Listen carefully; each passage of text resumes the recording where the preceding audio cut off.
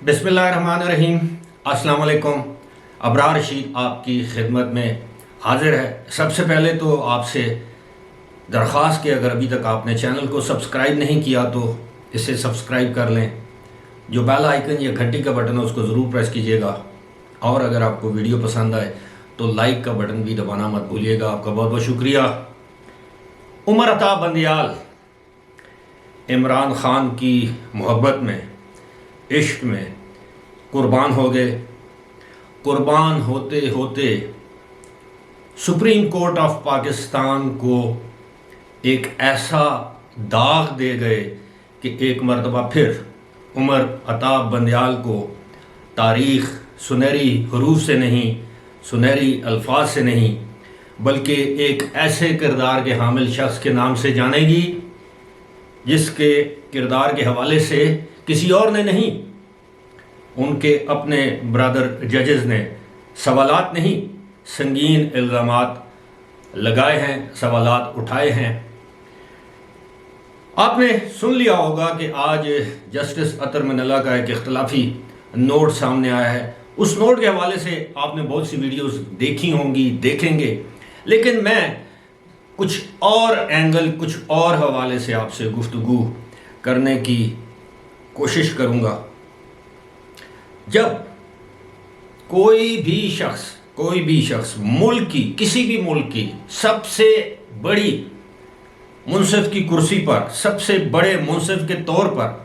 बैठा हो और वो नाइंसाफ़ी ही नहीं बल्कि जुल्म करना शुरू कर दे, तो मुकाफ़ाते अमल का नाम आपने सुना होगा।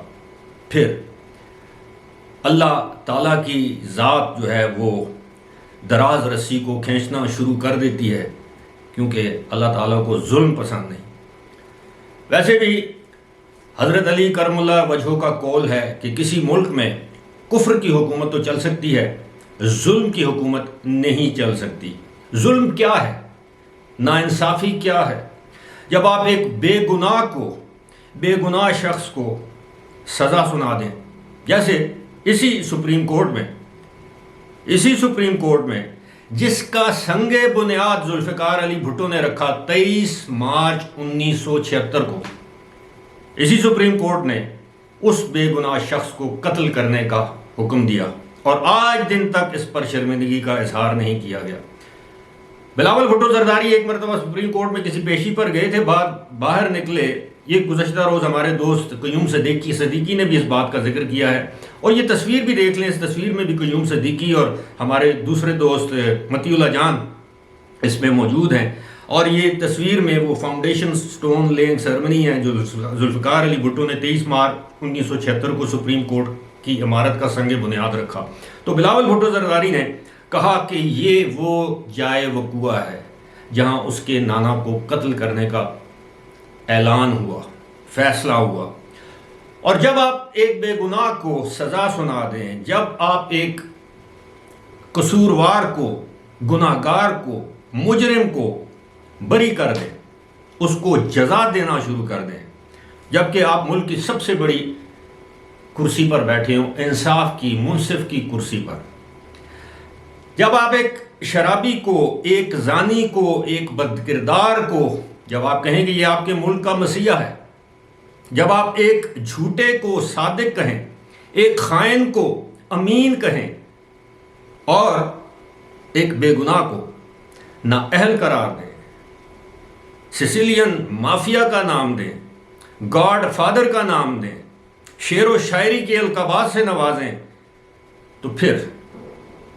वो ज़ात बारी ताला हरकत में आई। ये मैं किसी का नाम नहीं ले रहा, सारी कौम को पता है किसका किरदार क्या रहा है, किसका किरदार क्या है। आज जो उमर अता बंदियाल जो कुछ देख रहे हैं, भुगत रहे हैं, ये उनके अपने किए का अंजाम है।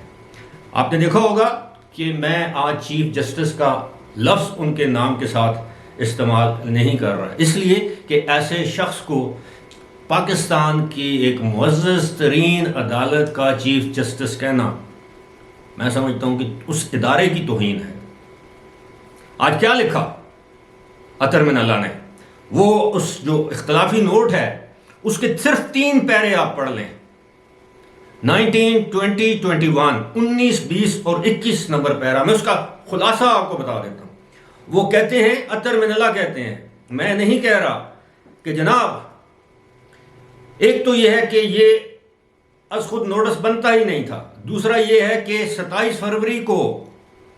ٹی روم میں، یعنی چائے جس جگہ پیتے ہیں جج صاحبان، وہاں یہ فیصلہ ہوا تھا کہ مجھے بینچ میں رکھا جائے گا، لیکن اگلے روز مجھے اس بینچ سے نکال دیا گیا۔ میں نے تو کبھی نہیں کہا کہ میں اس بینچ کا حصہ نہیں بننا چاہتا۔ انہوں نے کہا کہ 4 جج صاحبان،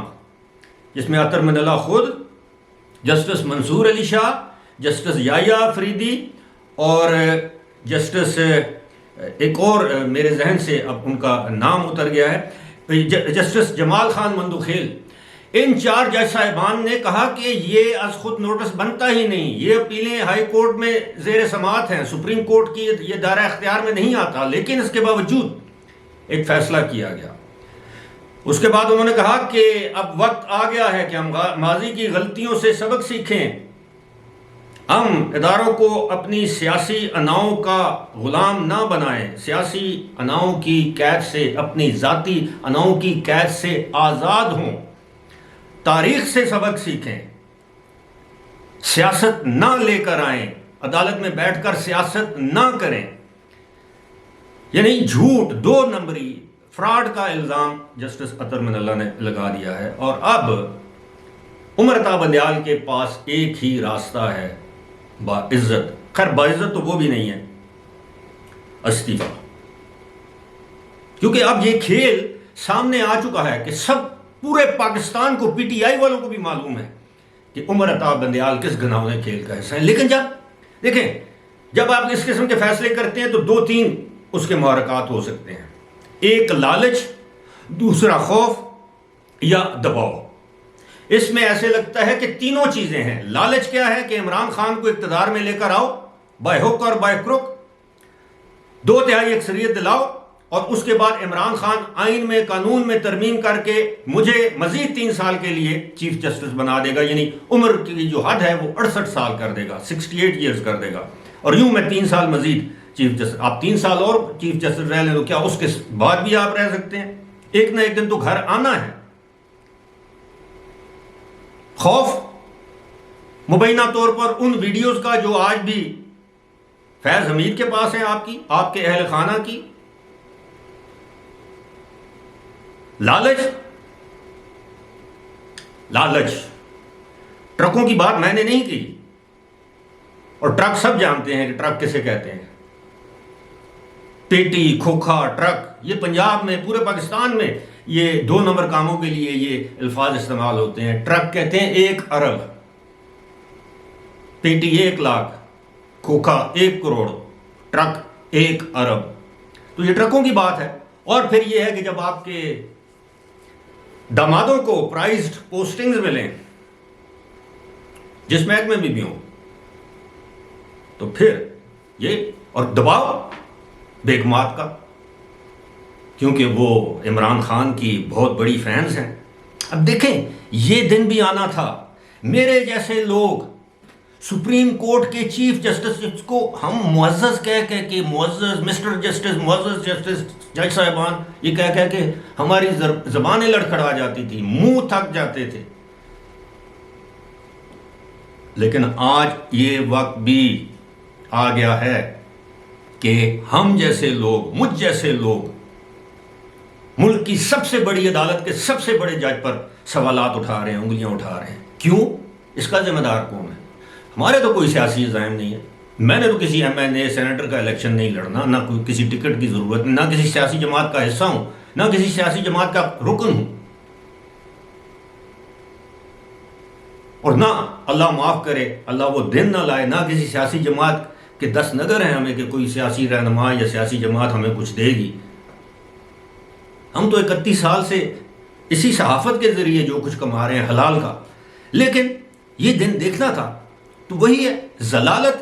جب آپ اس طرح کی حرکتیں کریں گے تو آپ کے نصیب میں اللہ تعالیٰ خود کہتا ہے کہ آپ کو میں دنیا میں بے پرد کر کے لے کے جاؤں گا۔ ضلالت آپ کے حصے میں لکھ دی گئی ہے، اس دنیا میں بھی اور آخرت میں تو ظاہر ہے۔ جو آپ نے ناانصافی کے، بے انصافی کے، ظلم پر مبنی فیصلے کیے ہیں، آپ کو رات کو نیند بھی آتی ہے؟ پھر آپ کہتے ہیں میں قرآن پاک کی دعائیں پڑھ کے میں فیصلے کرتا ہوں۔ تمام منافقین ایسے ہیں، ان کے ہاتھوں میں آپ کو تسبیح نظر آئے گی، وہ دنیا کو دکھانے کے لیے عبادات کرتے ہیں۔ ہمارے ایک قریب میں یہ ایک علاقہ ہے حویلیاں، پوچھیں یہ جو ہزارے والے لوگ ہیں، وہاں کے جتنے سود خور ہیں، سود پر پیسے دینے والے، سود پر گاڑیاں دینے والے، سود پر ٹائر بیچنے والے، سود پر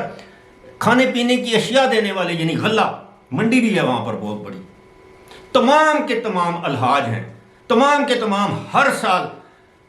عمرے پر جاتے ہیں، آخری عشرہ وہاں پر گزارتے ہیں، تمام کے تمام کے ماتھوں پر محراب اور وہ ٹخنوں پر وہ نشان پڑے ہوئے ہیں عبادت کے، نماز کے، تمام کے تمام سود خور ہیں۔ یہ جتنے آپ کو نظر آتے ہیں نا کہ آیت کے ساتھ بات شروع کرتے ہیں، اس میں برکت ہوتی ہے، لیکن آپ جو فیصلہ کرتے ہیں، کبھی آپ نے یہ بھی سوچا ہے اللہ کو حاضر ناظر جان کر کہ جس شخص کو آپ صادق اور امین کہہ رہے ہیں وہ کتنا صادق ہے اور کتنا امین ہے؟ جس شخص کو آپ پاکستان کا مسیحا بنا کر دوبارہ لانا چاہتے ہیں بائی ہوک اور بائی کروک، 2 نمبر طریقے سے، وہ کتنا صاحب کردار ہے؟ اور جن لوگوں پر آج دن تک ایک ٹکے کی کرپشن ثابت نہیں ہوئی، میں کسی سیاستدان کا نام نہیں لے رہا، ویسے میں بات کر رہا ہوں، شوکت عزیز صدیقی آپ کا برادر جج تھا، کس طرح آپ نے اس کو نکال دیا، قاضی فائز عیسیٰ کو کس طرح رسوا کیا، ان کی اہلیہ کو، ان کے اہل خانہ کو کس طرح عدالت میں گھسیٹا۔ اس وقت آپ کا ضمیر نہیں تھا، آج خود پر بات آ گئی، کیونکہ اللہ کی لاٹھی بے آواز ہے، اللہ کی لاٹھی بے آواز ہے۔ آج آپ کی ویڈیوز ہیں، کیا پتہ ہے فیض حمید کے پاس بھی ہیں تو کسی اور کے پاس بھی ہو سکتی ہیں۔ میں اس بات کے بالکل حق میں نہیں ہوں، بلکہ میں مذمت کرتا ہوں اس قسم کی حرکتوں کی کہ کسی کے اہل خانہ کی پرائیویٹ مومنٹس کی ویڈیوز منظر عام پر ہیں۔ ہاں اگر کرپشن کی ویڈیوز ہیں، کوئی لین دین کی باتیں ہو رہی ہیں، فیصلوں کے حوالے سے ٹرک پیسوں کی گیم ہو رہی ہے، کیا پتہ ہے باہر سے ہیرو کے ہار ادھر بھی آ رہے ہوں، جس طرح میں نے بتایا ہے کہ یہ اس طرح کی چیزیں ایک جج تبھی کرتا ہے، یا اس کو لالچ ہو، یا خوف ہو، یا دباؤ ہو، اس کے علاوہ تو کوئی چیز نہیں ہے۔ تو عین ممکن ہے ان جج صاحبان کو تینوں چیزوں نے گھیر رکھا ہو۔ لالچ تو ہے، ہمیں پتہ ہے،